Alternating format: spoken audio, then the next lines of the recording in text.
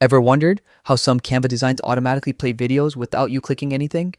Well, today I'm going to show you exactly how to make that happen so your presentations, social media posts, or video projects feel smoother and more professional.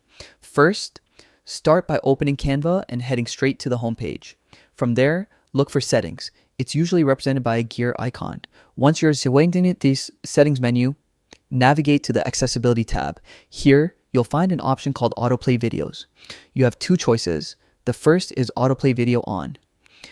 This setting will make every video in your designs play automatically without any extra clicks, perfect for creating dynamic presentations or eye-catching social media content.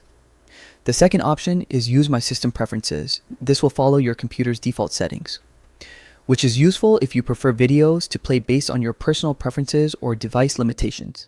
After selecting the option that works best for you, make sure to save your changes, and that's it. Now, every time you add a video to your design, it will follow your autoplay settings. It's a small tweak, but it can make your projects feel way more engaging and professional.